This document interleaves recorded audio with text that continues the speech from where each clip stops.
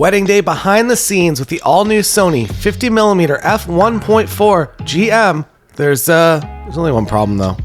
Hey Google, what's the weather? Right now in Waterloo, it's minus 19 degrees and sunny. Today, there will be snow showers with a forecasted high of minus 15 and a low of minus 22. Due to current wind conditions, it feels like it's minus 28.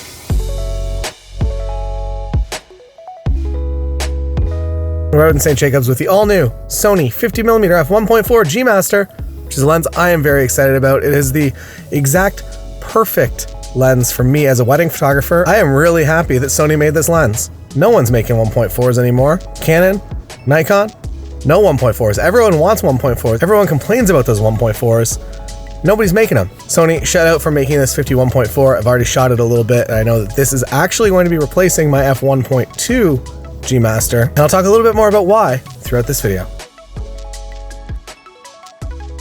First up, it feels like the 35mm G Master. If you've used it, in terms of size and weight, feels basically the exact same to me.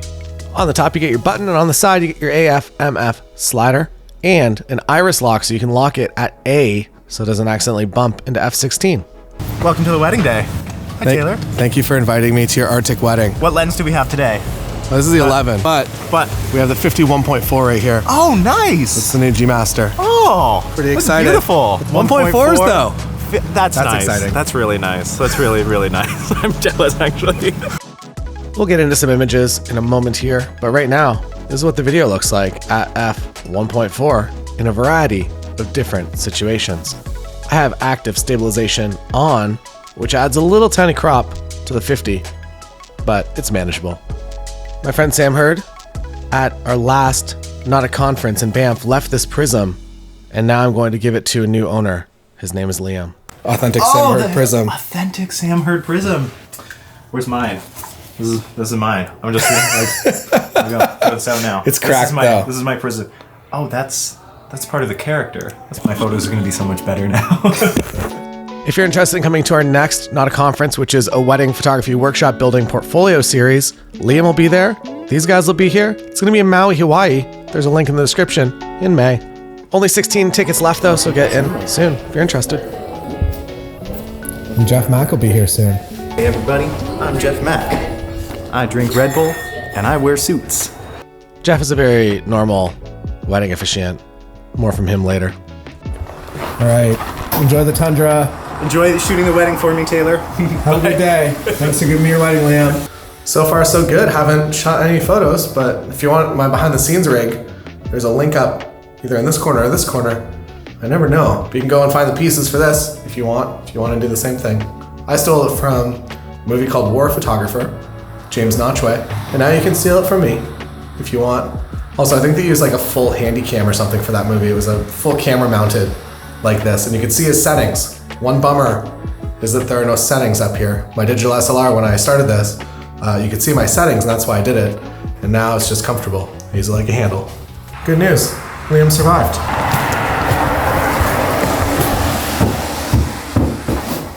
Yeah, it's crispy.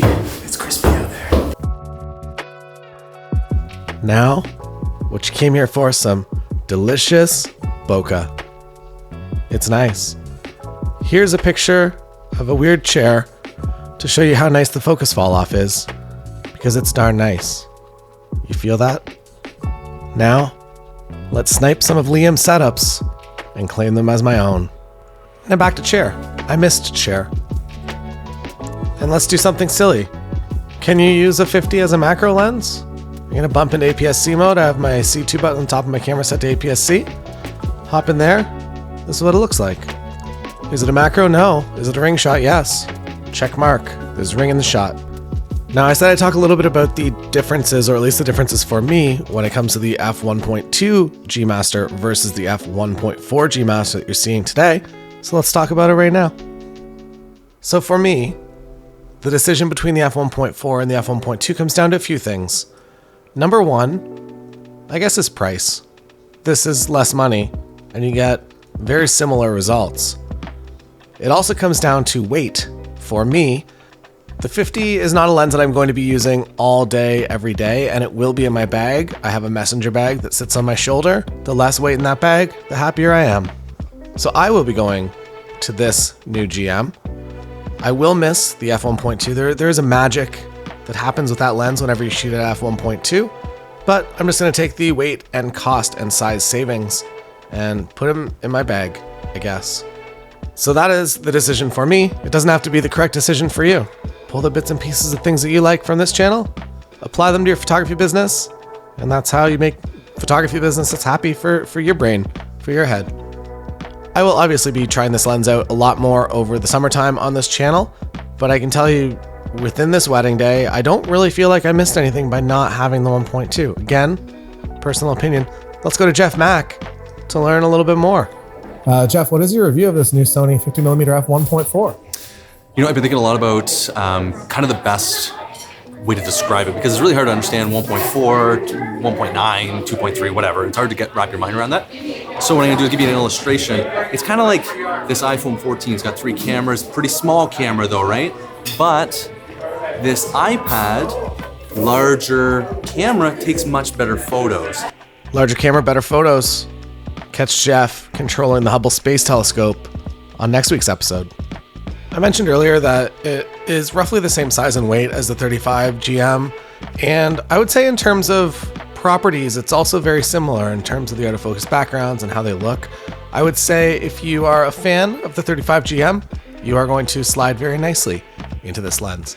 It is a 67mm front filter thread, so if you're doing wedding videos and you have those 67 Peter McKinnon Polar Pro variable NDs, they fit on here too, and that's nice.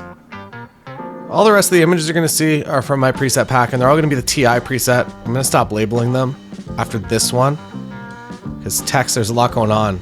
See, I'm already losing the text. And in terms of pricing, this is coming in at $1,299 US. So if you're a US resident or you're able to purchase things from the US, that's the cost. In Canada, it looks like it's going to be $1,799. So you're saving roughly $700 to get this lens over the f1.2, and you already know my opinion on it. I like this lens a lot. That's my opinion. The autofocus is also incredible when paired specifically with this A7R Mark V. It is just a dream to use all day. In terms of optical quality, it is everything that you would expect from a GM series lens from Sony. It is incredible. I will be releasing some RAW files once I have a production unit of this lens. This is a pre-production unit. I can't release RAW files. Once a production unit is in my hands, I will release you some RAW files, and you can have a look with the straight out of camera images.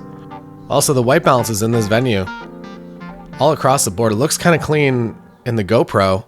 Shout out to GoPro for cleaning up the colors a little bit. I was struggling to keep things consistent. When it comes to usability of a 50, I love a 50 for a wedding day.